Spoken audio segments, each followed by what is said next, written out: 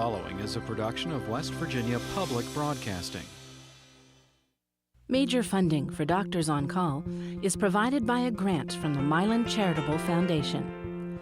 Other funding is provided by the Health Plan, a health maintenance organization serving West Virginia and Ohio since 1979. By the Center for Organ Recovery and Education, supporting Volunteers for Life through organ, tissue, and corneal donation. By Health South Rehabilitation Hospital, serving your rehabilitation needs in Morgantown and Fairmont. And by the faculty and staff of the Robert C. Byrd Health Sciences Center of West Virginia University.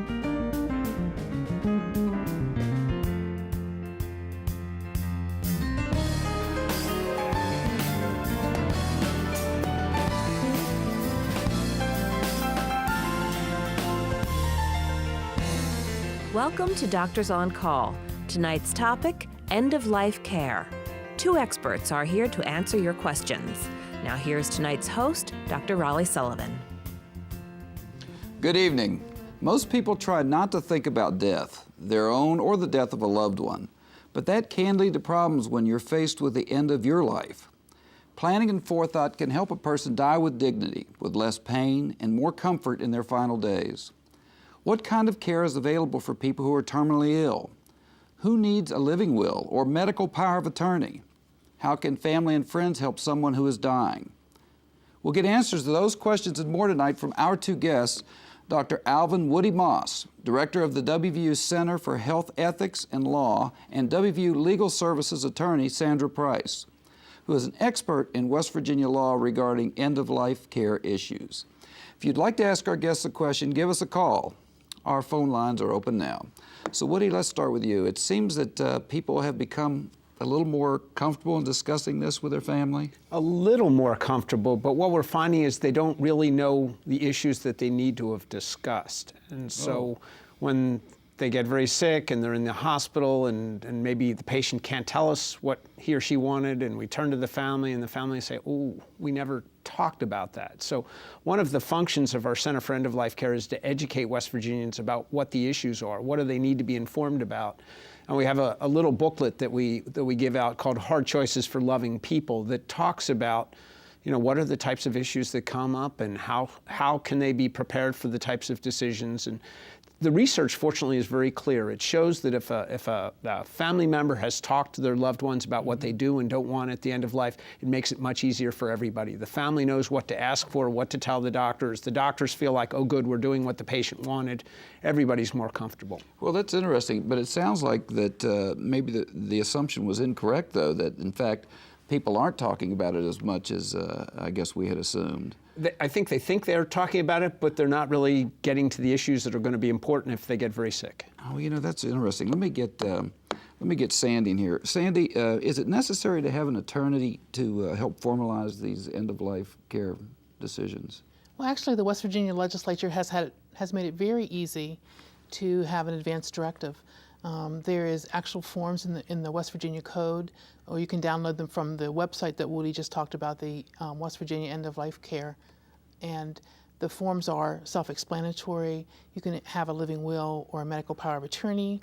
The only thing you really need to do, it has to be notarized, so you have to pay a notary, but you don't have to pay an attorney. But many people do, when they are doing their regular will, their attorneys can help them with it, but it's not necessary. Why don't you talk a little bit about what some of the terms are you just mentioned? Living will, medical power of attorney. There may be a lot of folks don't know what those are. Okay, those are the two of the 4 documents we have in West Virginia that are advance directives. A living will is a document that a person fills out and gives specific directives about how they want to be treated at the end of life, things they want, things they don't want. They might want to refuse ventilator, they might want to refuse artificial nutrition and hydration. And it's a document that they can then give to their provider to tell, this is how I want to be treated in the future if I can't make decisions. A medical power of attorney allows the patient to appoint a person to make decisions for them. So I can appoint my husband or my older son and say, if I can't speak for myself, this is who will speak for me. And I can also put in that document directives. I can give my person, my decision maker, things that I want or don't want. So it's a little bit more flexible than a living will. Mm-hmm. Do most people do both of these at the same time? It's interesting, if you don't mind, our website, we keep track of all the forms that are downloaded, and the most commonly downloaded form now is a combined living will and medical power of attorney. A couple years ago, the legislature amended the law so that we can have a combined form, so both are in one document. You only need one notarization, not two, one set of witnesses, not two. So, and in point of fact, you can often find notaries who are willing to do it for free. But so the answer is that the majority of forms being completed in West Virginia are the combined living will and medical power of attorney. So tell the audience again, where can they get these? Well, from our West Virginia Center for End-of-Life Care, the www.wvendoflife.org, or they can just Google West Virginia Center for End-of-Life Care and find it that way. We also have an 800 number, 877-209-8086, and so patients or the public can call or they can download it from our website. And along with the forms for the living will and medical power of attorney, we have a pamphlet that answers frequently asked questions and gives them things to think about when they are filling out the forms. Mm-hmm. When should people be doing this? That's a really good question because I teach at the law school and I ask my students how many of them have them, and almost no one does, because young people think they don't need a form, but you never know when something's going to happen. You typically think of end of life for elderly patients that have been sick for a while, but anybody can be in a car wreck and suddenly not be able to speak for themselves. So I think it's important to do it as early as possible. It's something that you have to think about. Right. Okay. That case in Florida, the big case in the headlines a couple years ago, Terry Schiavo was a young woman, and if she would have only had done an advance directive, it would have saved years of legal battles. Wow, boy, that was a remarkable case. We have our first caller. This is Tammy from Putnam County. Tammy, welcome to Doctors on Call. You have a question for us? Yes, sir. Tell me how the hospital handles a end-of-life choice for like a parent, and let's say 3 of the children agree with it, but we have one child that doesn't. What is the procedures that the hospitals carry out at that point? That's a good question. We deal with that every day, and Cindy, you may want to add to what I say. The first question then becomes, has the patient done a medical power of attorney form? Because if they have, then we turn to the representative named in that form by the patient to make the decisions. If they haven't done that medical power of attorney, then under West Virginia law, the hospital will appoint a healthcare surrogate. Actually, the attending physician working usually with the social worker will appoint a healthcare surrogate.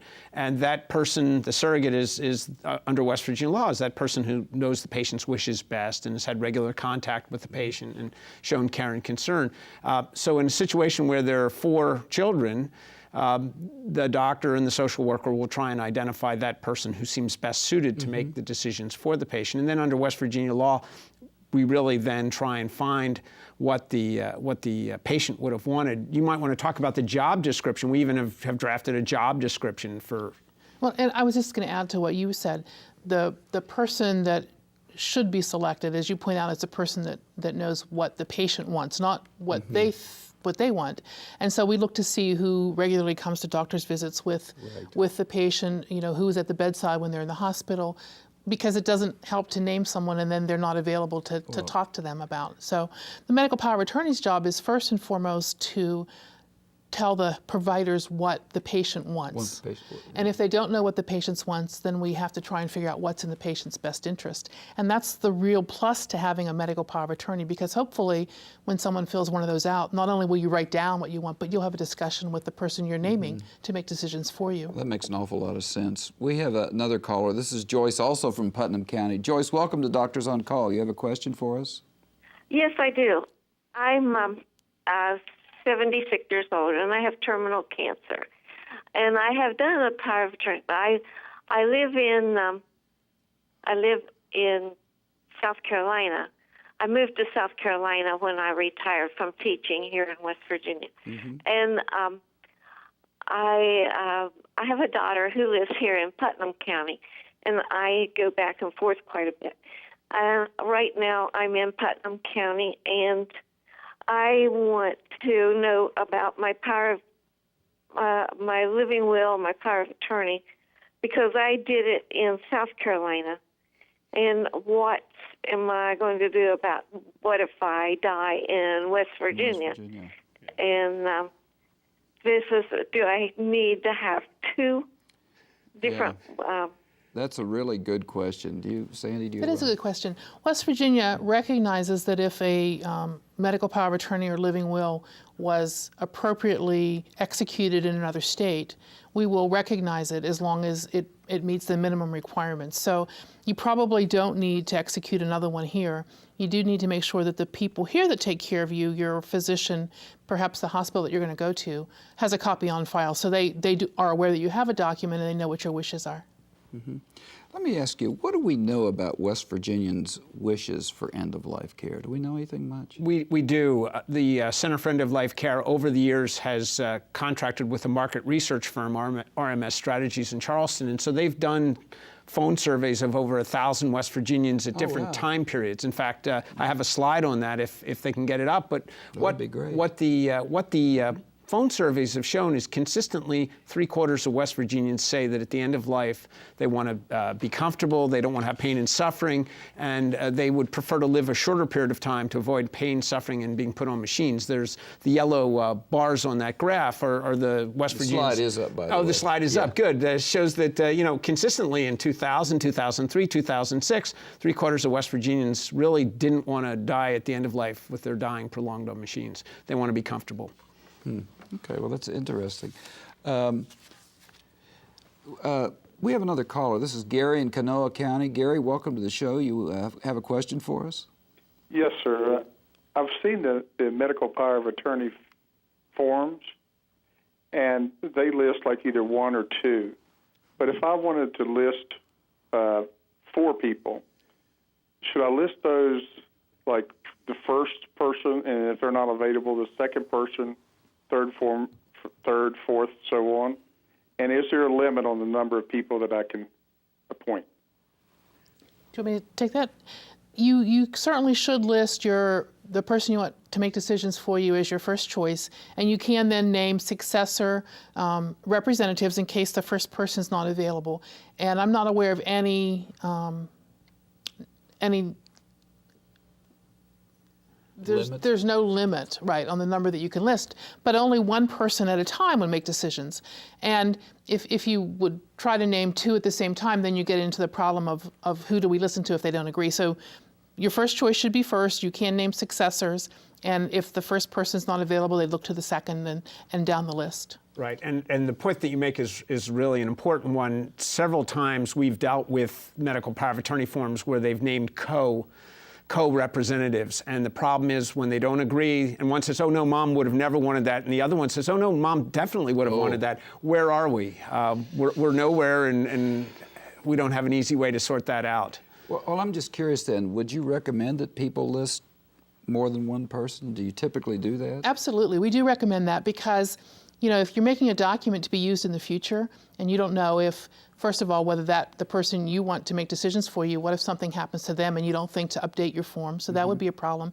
Or they might, if you name someone that might move away or might have lost mental capacity and might not be able to make decisions. So if you only list one and that person's not available, then you're back to not having a document. Okay. That makes an awful lot of sense to me. I'm glad somebody asked that question. Yes. One of the things I was curious about, and we talked about before we came on the show, how expensive is end-of-life care? End-of-life care is very expensive. A few years back, there was a study done that, and I have a slide on that too, if they can be putting that up, but there was something called the support study. The Robert Wood Johnson Foundation spent $28 million to study end-of-life care in 5 major hospitals in the country. What they found is that in 1/3 of the cases, the families were financially devastated by the cost of end-of-life care. What that slide shows, what the slide shows is that if you look at cost across the whole lifespan, that the costs are extremely high at the end of life compared to any other time period. So it's really important that people learn about end-of-life care options and talk to their family about what they do and don't want and put their wishes in writing, because it doesn't need to be expensive. And as we've said before, West Virginians don't want to die in the intensive care unit on a breathing machine. Most of them want to die at home, and dying at home is usually the most comfortable way, and it's also the least expensive way. This is really a remarkable graph that was shown up there just a minute ago. Did that include everybody's end-of-life care, including those people that had directives and those that didn't? Yes, it was done by the Rand Healthcare Institute, and they looked at across-the-board costs in the United States. Although I think if you look across the United States, there's still a small percentage of people that actually have advance directives. And so although, it's a great thing and we do a good job in West Virginia, people do a good job filling them out, across the country it's still a fairly small percentage. Is that right? Yeah. Yes. Yeah. Before you go on, if I could just mention too, one of the things that West Virginians more and more are doing are saying, I want to die at home, and hospice is a type of treatment service that's available to patients who want to die at home. And I think we have about 20 hospices in the state. They're in different regions of the state, and there's a nurse on call 24 hours a day, 7 days a week, and hospice pays for the patient's medications related to their illness. So it's a good service, and I think West Virginians more and more are recognizing that. I want to invite the audience, if anybody has calls about end of life, feel free to call. The Doctors on Call now. Our experts are anxious and willing to talk about this subject. I want to get back to hospice, though. You want to explain hospice a little bit more to the audience? Sure. Hospice is a service that's paid for by insurance. Medicare covers it, Medicaid covers it, private insurers cover it. And as I said, it's for patients when the doctor certified that the patient has 6 months or less to live, and it's for patients who say, really, at the end of life, I want to be comfortable. They're not seeking further treatments to cure them. Usually it's because they have a terminal illness, cancer, bad heart, or bad lungs. And the hospice nurses, the hospice social workers, physical therapists will come to their home, will assess their needs, will provide pain management, symptom management, spiritual support, all types of support for the patient and the family. And then after the patient dies, for a year after that, the hospice will continue to check on the family member, be sure they're doing okay, and so it help goes them. on even after the loved one dies. Absolutely. I think that's really amazing. We have another caller. This is Gloria from Doddridge County. Gloria, welcome to Doctors on Call. You have a question for us? Yes, I do. I wonder if the hospitals here have ethics committees, and if the ethics committee gets involved whenever there's disagreement in the family or whenever there is no family at all. That's a terrific question. Yes. Sandy actually, and both of us are involved with the West Virginia Network of Ethics Committees. You want to talk about your role, Sandy? Sure. I'm an advisor on the board as the representative from West Virginia University, and we support and educate ethics committees throughout the state. Woody and I do a monthly audio conference to talk about cases. We have a case and we highlight some concerns about the case and talk about different solutions and try to help ethics committees learn from other people's mistakes so they don't make the same mistakes. So our network is very educational oriented and helping other hospitals in the state. Right. And as well as nursing homes and home health care Sure. agencies. To pick up on the caller's point, so most hospitals in West Virginia do have ethics committees, and as the caller suggested, really it's when there is a conflict, when either the doctor doesn't want to do what the patient's asking or what the family's asking, or there's conflict between doctors or family members are in conflict with each other. That is usually when ethics committees are called in, and they've been trained to sit down, gather the facts, figure out what are the most important things that the patient would have wanted, and try and ensure that the patient's wishes are respected. Right. Mm-hmm. I guess I was curious, in West Virginia, if you had a question, an ethical question, if you were a family member, how would you get that answered if you were, if you had an issue? I mean, would you go to the hospital where your loved one was hospitalized? How does that work? Well, our ethics committees in this state are set up so that pretty much a healthcare provider or a family member can ask for an ethics consult.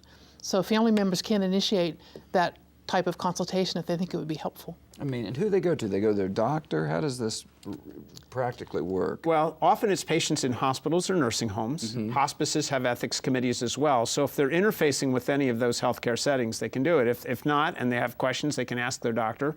Or again, they can call our 800 number and we'll point them in the right direction if we can't answer their question. Okay. But depending on who the conflict is with, sometimes the patient or the family member might not be comfortable talking to the person they have a conflict with. So if they have a conflict with their attending physician, they can ask the nurse about an ethics consult, or they can sometimes ask the patient advocate in the facility. I think that's why I was sort of stumbling with the question. I was trying to figure out how you might get this accomplished, right, because I could see there being an issue maybe even with the physician. Yes.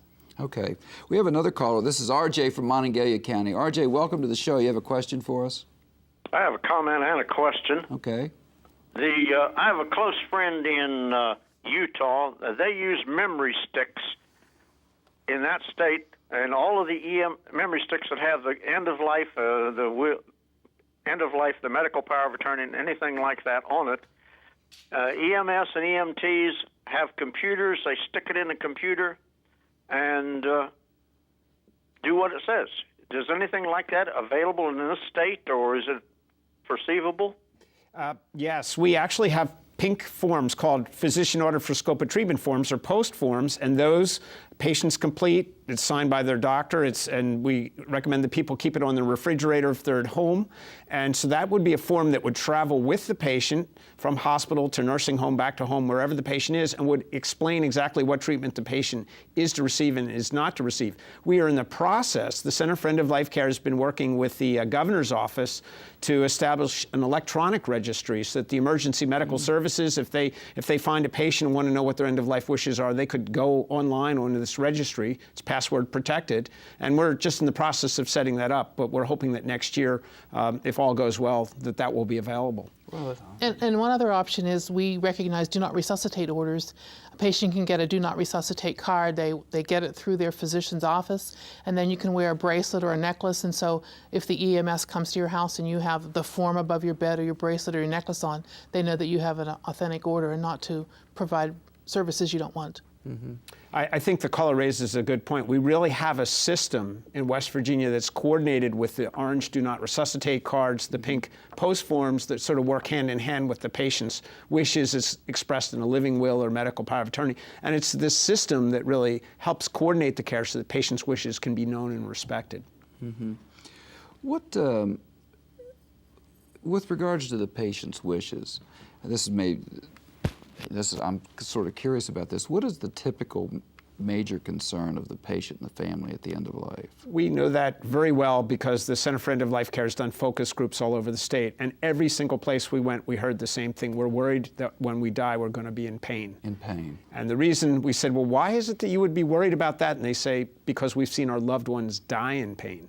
So one of the major thrusts of the Center for End of Life Care has been to do healthcare professional education. Although we do lots of public education, we do about equal amounts of public education, healthcare professional education.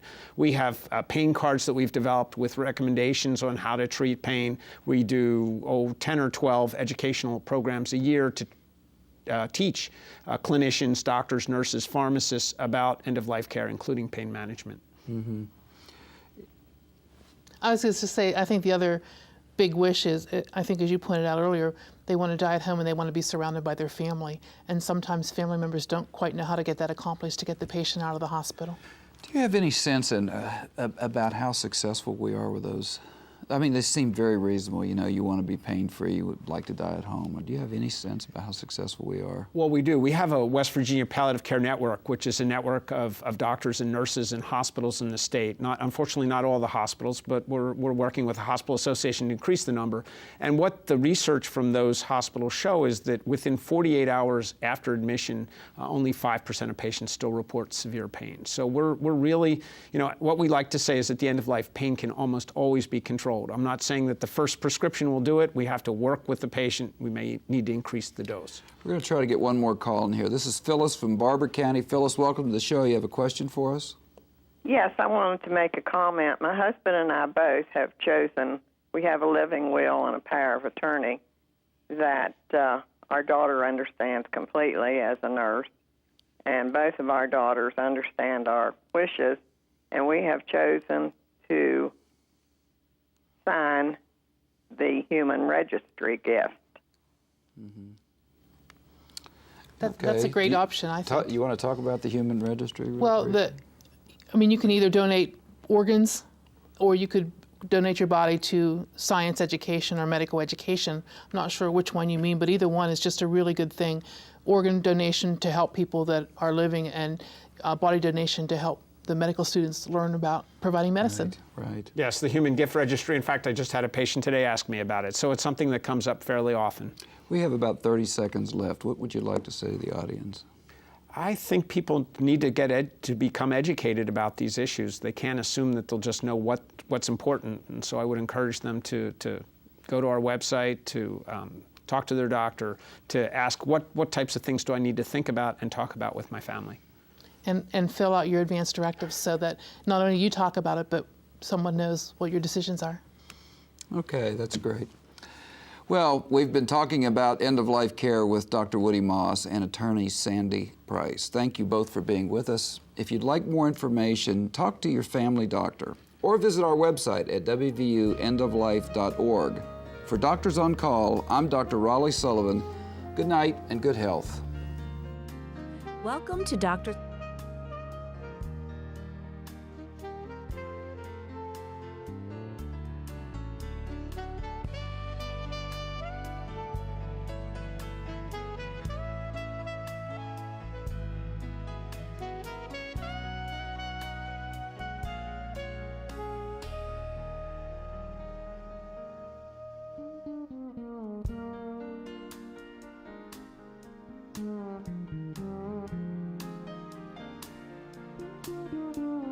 Major funding for Doctors on Call is provided by a grant from the Milan Charitable Foundation.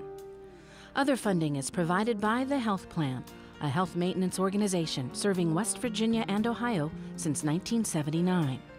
By the Center for Organ Recovery and Education, supporting Volunteers for Life through organ, tissue, and corneal donation. By Health South Rehabilitation Hospital, serving your rehabilitation needs in Morgantown and Fairmont. And by the faculty and staff of the Robert C. Byrd Health Sciences Center of West Virginia University. This has been a production of West Virginia Public Broadcasting.